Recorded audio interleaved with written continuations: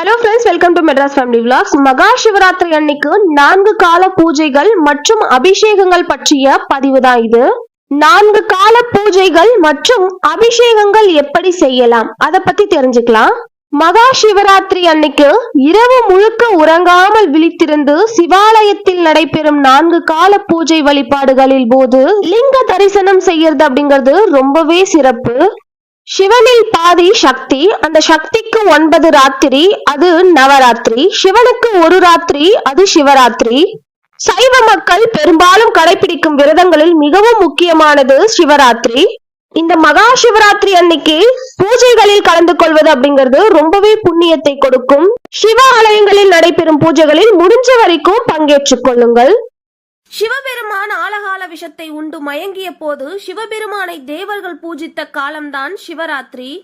பிரளய காலத்தில் உலகம் முற்றிலுமாக அழியாமல் இருக்க இந்த அகிலத்தின் அன்னையான அகிலாண்டேஸ்வரி ஈசனை சிவராத்திரி அன்று 4 ஜாமத்திலும் பூஜை செய்தார். மகா சிவராத்திரி அன்று பல மலர்களாலும் வாசனை திரவியங்களாலும் அபிஷேகங்கள் செய்ய முடியாதவர்கள் வெறுமனே சுத்தமான நீரால் அபிஷேகம் செஞ்சுக்கோங்க. வில்வ இலையை அந்த சர்வேஸ்வரனுக்கு சமர்ப்பித்து வெல்லம் பச்சரிசியை நிவேதனமாக படைக்கலாம். வெல்லம் மற்றும் பச்சரிசியை சமைத்தும் நம்ம நிவேதனமா வச்சுக்கலாம்.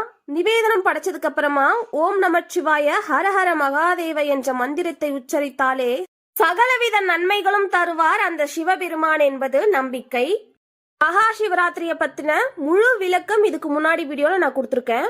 அந்த தினத்துல என்னெல்லாம் பண்ணலாம், என்னெல்லாம் பண்ணக்கூடாது அப்படிங்கிற விவரத்தையும் நான் சொல்லியிருக்கேன். பார்க்காதவங்க கண்டிப்பா அந்த வீடியோ பார்த்துக்கோங்க. இப்போ சிவராத்திரியோட 4 ஜாம பூஜைகளை பற்றி விரிவாக பார்த்துடலாம். சிவராத்திரி அன்று சிவாலயம் சென்று பஞ்சாட்சரம் அல்லது சிவநாமத்தை ஜெபிக்க வேண்டும். சிவராத்திரி தினத்தில் இரவு முழுவதும் உறங்காமல் விழித்திருந்து சிவாலயத்தில் நடைபெறும் 4 ஜாம பூஜைகளை வழிபட்டு லிங்க தரிசனம் செய்தல் மற்றொரு விதியாகும். 4 ஜாமத்திலும் எந்த மாதிரி அபிஷேகம் செய்யணும், எந்த மாதிரி பாராயணம் பண்ணணும் அதை டீடைல்டா சொல்றேன், கேளுங்க. முதல் ஜாம அபிஷேகம் பஞ்சகவ்ய அபிஷேகம். இதுல சந்தனம் பூசி வில்வம் மற்றும் தாமரை அலங்காரம் செஞ்சு அர்ச்சனை செஞ்சுக்கலாம். பச்சை பயிறு பொங்கல் நிவேதனமா வைக்கிறது ரொம்பவே சிறப்பு. ரிக்வேத பாராயணம் முதல் ஜாம அபிஷேகத்துல நம்ம செய்யணும். 2ஆம் ஜாம அபிஷேகம் சர்க்கரை, பால், தயிர், நெய் கலந்த ரவை பஞ்சாமிர்த அபிஷேகம் மற்றும் பச்சை கற்பூரம் பன்னீர் சேர்த்து அரைத்து சிவபெருமானுக்கு சாற்ற வேண்டும். துளசியால் அலங்காரம் செய்து வில்வத்தில் அர்ச்சனை செய்ய வேண்டும். நிவேதனமாக பாயசம் செஞ்சு படைச்சுக்கலாம். 2வது பூஜையில நம்ம யஜுர்வேத பாராயணம் செஞ்சுக்கலாம். 3ஆம் ஜாம அபிஷேகம் தேன் அபிஷேகம், பச்சை கற்பூரம் சாத்துதல், மல்லிகையால் அலங்காரம் செஞ்சுக்கலாம். வில்வத்தில் அர்ச்சனை, எள்ளால் செய்த அன்னம் இதை வச்சு நிவேதனம் நம்ம முடிச்சுக்கலாம். 3ஆம் கால பூஜையில சாமவேத பாராயணம். 4ஆம் ஜாம அபிஷேகம் கருப்பஞ்சாற்றால் அபிஷேகம் செஞ்சுக்கலாம். நந்தியாவட்ட மலர்கள் சாற்றி கொள்ளலாம். அல்லி, நிலோர்பவம், நந்தியாவட்டம் இதுலெல்லாம் நம்ம அலங்காரம் செஞ்சுக்கலாம். வெள்ளை அன்னம் நிவேதனமா வச்சு அர்ச்சனையை நம்ம பண்ணி முடிச்சுக்கலாம். அதர்வன வேத பாராயணம். இந்த சிவ பூஜை விதி தவறாம இந்த 4 ஜாம பூஜையையும் கண்டிப்பா செஞ்சு முடிக்கணும்.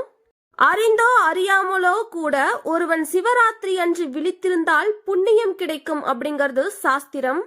மகா சிவராத்திரி அன்னைக்கு சிவன் ஆலயங்கள் மற்றும் மற்ற ஆலயங்கள்ல 4 ஜாம பூஜை நடைபெறும். பூஜை வழிபாட்டுல கண்டிப்பா கலந்துக்க ட்ரை பண்ணுங்க. அதோட தான தர்மங்கள் செஞ்சும் சிவபெருமானுடைய புகழ் பாடியும் சிவனுடைய புண்ணியத்தை அடையலாம் அப்படிங்கிறது சாஸ்திரம்.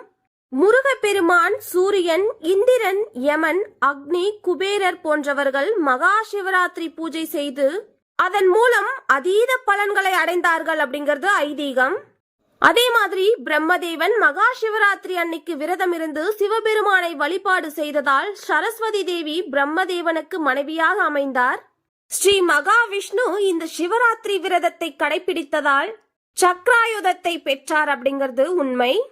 அதோட ஸ்ரீ மகாலட்சுமி தாயாரை மனைவியாக அமைய பெற்றார் அப்படிங்கிறது புராணங்கள். நம்ம வீட்டுல சிவ பூஜை செய்தால் என்ன மாதிரியான பலன்கள்லாம் கிடைக்கும் அப்படிங்கறத பார்க்கலாம். சிவபெருமானை வழிபடுவதற்கு உகந்த நாட்களில் ஒன்றாக மகா சிவராத்திரி கருதப்படுது. சிவபெருமானை வழிபடுவதன் மூலம் அடையக்கூடிய சில முக்கிய வாழ்க்கை மாற்ற நன்மைகள் ஒரு சில விஷயங்களை நான் சொல்றேன், கேளுங்க. சிவன் அப்படின்னாலே சிறந்த கணவர்களில் ஒருவராக அறியப்படுகிறார். எனவே திருமணமாகாத பெண்கள் திங்கட்கிழமைகளில் விரதம் இருந்தால் தங்களுக்கு சிறந்த கணவராக அமைய ஒரு நல்ல மனிதரை சிவபெருமான் காட்டிக் கொடுப்பார். இந்த விரதம் சோழ சோம்வர், அதாவது 16 திங்கள் என்றும் பிரபலமாக அழைக்கப்படுகிறது. அதே மாதிரி சிவபெருமானை வணங்கும் தம்பதிகள் மகிழ்ச்சியாகவும் இணக்கமாகவும் திருமணத்திலிருந்து பயனடைவார்கள். நம்ம எல்லாருக்கும் தெரிஞ்ச மாதிரி சிவபெருமான் எதிர்மறையை தூக்கி எறிந்து வீட்டிற்கு அமைதியையும் நல்லிணக்கத்தையும் கொண்டு வருபவர். பல திருமணமான பெண்கள் தங்கள் கணவரின் நல்வாழ்வு மற்றும் நல்ல ஆரோக்கியத்திற்காக திங்கட்கிழமைகளில் விரதம் கடைபிடிக்கிறார்கள்.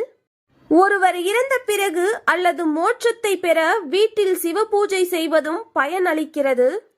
சிவபெருமானுடன் இணைந்திருக்கும் வலிமையான மற்றும் கம்பீரமான ஒளி மற்றும் ஆளுமை காரணமாக அவரை வணங்குவது ஒரு தனிநபரின் பயத்தை போக்க கண்டிப்பாக உதவுகிறது அப்படிங்கிறது நம்பிக்கை. நம்ம வீட்டுல சிவ பூஜை செய்யறதுக்கு தேவையான பொருட்கள் என்ன அப்படிங்கறதையும் சொல்றேன். சிவபெருமானை மகிழ்விப்பது மிகவும் எளிதான ஒன்று. இருப்பினும் அனைத்து சடங்குகளும் வீட்டில் ஒரு முறையாவது பூஜையை நடத்த வேண்டும். என்னென்ன பொருட்கள் தேவை அப்படிங்கறத பார்க்கலாம். பச்சை பால், சந்தனம், தயிர், தேன், புனித நீர், பெல்பத்ரா, வெள்ளை கிரீடம் பூக்கள், தீப தூபங்கள், கற்பூரம், நெய், பஞ்சாமிர்தம், ருத்ராட்ச மணிகள், புதிய துணி. இது எல்லாமே சிவ பூஜைக்கு கண்டிப்பா தேவையான பொருட்கள். இப்போ சிவ பூஜை வீட்ல எப்படி செய்யலாம் அப்படிங்கறத பார்க்கலாம். வீட்ல சிவ பூஜை செய்யறோம் அப்படின்னா நான் ஆல்ரெடி சொன்ன மாதிரி எல்லா நன்மைகளும் பெறலாம். ஒரு நபர் மோட்சத்தை அடையவும் நம்மளோட வீட்ல அமைதி காக்கவும் சிவலிங்கத்தை வழிபட வேண்டும். வீட்ல சிவ பூஜை செய்யறதுக்கு முன்னாடி முதல்ல நம்ம சுத்தமா குளிச்சிடணும். அடுத்த கட்டமாக தீபம் ஏற்றி சிவலிங்கத்திற்கு முன்னாடி வச்சிடணும். சிவ பூஜையை மேற்கொள்ளும் போது ஓம் நமச்சிவாயா என்று உச்சரிப்பது மிகவும் அவசியம். சிவலிங்கத்தின் அருகே ருத்ராட்ச மணிகளை வைக்க வேண்டும்.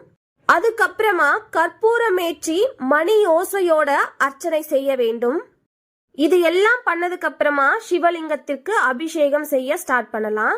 அபிஷேகம் செய்யறதுக்காக சுத்தமான நீர், கங்காஜலம், பால், தேன், தயிர், நெய் இது மாதிரியான பொருட்கள் நம்ம யூஸ் பண்ணிக்கலாம். இப்போ சொன்ன பொருட்கள் எல்லாம் வச்சு சிவலிங்கத்திற்கு அர்ச்சனை செய்த பிறகு கடைசியா ஒரு முறை புனித நீரால் அந்த லிங்கத்தை கழுவி விட வேண்டும். சிலைக்கு தேவை ஒரு புதிய துணி. அந்த துணியால் லிங்கத்தை மெதுவாக தேய்க்க வேண்டும். பிறகு சந்தனத்தை பூசி தீபதூபங்கள் காட்டினதுக்கு அப்புறமா பூக்கள், பழங்கள், நிவேதனங்கள் படைக்கலாம். இப்போ நான் சொன்ன பதிவிலிருந்து ஒரு சில கேள்விகள் உங்களுக்குள்ள எழும். அது என்ன அப்படின்னா, திங்கட்கிழமைகளில் மட்டும்தான் வீட்டுல சிவ பூஜை செய்யணுமா அப்படின்னு இருக்கும். கண்டிப்பாக இல்லை. வாரத்துல எந்த நாள்ல வேணா சிவபெருமானை வழிபடலாம். இருந்தாலும் சிவ பூஜை செய்யறதுக்கு திங்கட்கிழமை ரொம்பவே உகந்த ஒரு நாளா கருதப்படுது. உங்களால முடியல, ஏதோ ஒரு சந்தர்ப்ப சூழ்நிலை அந்த நாள்ல எங்களால பூஜை பண்ண முடியல அப்படிங்கிற பட்சத்துல மற்ற நாட்கள்ல கண்டிப்பாக சிவ பூஜை செய்யலாம். வாரத்தில் எந்த நாட்கள் வேண்டுமானாலும் சிவபெருமானுக்கு பூஜை செய்யலாம். அதில் திங்கட்கிழமை செய்தால் ரொம்பவே சிறப்பு. அதுக்கப்புறம் ஒரு கொஸ்டின் என்ன அப்படின்னா, நம்ம சொன்ன எல்லா பொருட்களில் இருந்துமே அபிஷேகம் செய்யணுமா? எங்களால அவ்வளோ பொருட்கள் வச்சு அபிஷேகம் செய்ய முடியாது அப்படிங்கிற பட்சத்துல உங்களால என்ன முடிகிறதோ, உங்க வீட்டுல என்ன இருக்கோ அதை வச்சு லிங்காபிஷேகம் செய்து கொள்ளலாம். வெறுமனே தண்ணியை வச்சு நீங்க அபிஷேகம் பண்ணிட்டு பால் மற்றும் தயிர், இந்த 3 அபிஷேகங்கள் ரொம்பவே சிம்பிளா இருக்கும். இது எல்லாமே நம்ம வீட்டிலேயே கிடைக்கக்கூடிய ஒரு பொருட்கள். அதனால இந்த 3 அபிஷேகங்கள் செய்து முடித்து கொள்ளலாம். முடிந்த அலங்காரம் செஞ்சுக்கலாம். மலர்களாக இருக்கட்டும், வில்வ இலை கிடைத்தால் அதில் செய்வது ரொம்பவே சிறப்பு. நிவேதனமாக ஒரு பழம் வைத்தால் கூட போதுமானது. அதுக்கப்புறம் ஒரு கொஸ்டின் என்ன அப்படின்னா, சிவபெருமானை வழிபட சிவலிங்கம் கண்டிப்பாக வேண்டுமா? விக்கிரகங்கள் இருக்கு அப்படிங்கிற பட்சத்துல கண்டிப்பாக அபிஷேகங்கள் நிச்சயம் செய்ய வேண்டும். எங்க வீட்டுல விக்கிரகங்கள் இல்ல, லிங்கம்லாம் இல்ல அப்படிங்கிற பட்சத்துல எல்லார் வீட்லயுமே சிவபெருமானுடைய உருவப்படம் இருக்கும் இல்லையா? அதை வச்சு மலர்களால் எவ்வளவு முடியுமோ அந்த அளவிற்கு அலங்காரம் செஞ்சுக்கோங்க. சிவபெருமானுக்கு உகந்த ரொம்பவே பிடித்தமான நிவேதனங்கள் படைத்து சிவ பூஜையை முடித்துக் கொள்ளலாம். ஓம் நமச்சிவாய. இந்த பதிவு உங்களுக்கு பிடிச்சிருக்கும்னு நம்புறேன். இன்னைக்கான கிவ் அவே கொஸ்டின் என்ன அப்படிங்கறத பாத்துடலாம். 3ஆம் ஜாம அபிஷேகத்துல என்ன அபிஷேகம் நம்ம செய்யலாம், எதை வச்சு அலங்காரம் செய்யணும், அர்ச்சனைக்கு நம்ம எதை யூஸ் பண்ணணும், அதோட நிவேதனமா என்ன படைக்கணும், கடைசியா 3ஆம் ஜாப பூஜையோட பாராயணம். இதுதான் இன்னைக்கான கிவ் அவே கொஸ்டின். இதுக்கான ஆன்சர் வீடியோக்குள்ளவே இருக்கு. கொஸ்டின் தான் லென்த்தா இருக்கு, ஆன்சர் ரொம்ப ஷார்ட்டாவே இருக்கும். வீடியோ ஸ்கிப் பண்ணாம பார்த்துட்டு ஆன்சர் என்ன அப்படிங்கறத கீழே கமெண்ட் செக்ஷன்ல சொல்லுங்க. இந்த வீடியோ பிடிச்சிருந்தா லைக் அண்ட் ஷேர் பண்ணிட்டு நம்ம சேனலை சப்ஸ்கிரைப் பண்ணிக்கோங்க. மெட்ராஸ் ஃபேமிலி விலாக்ஸ்க்கு சப்போர்ட் பண்ணுங்க. தேங்க்யூ. மறக்காம வியூவர்ஸ் எல்லாரும் கிவ் அவேல பார்ட்டிசிபேட் பண்ணுங்க. Tata bye.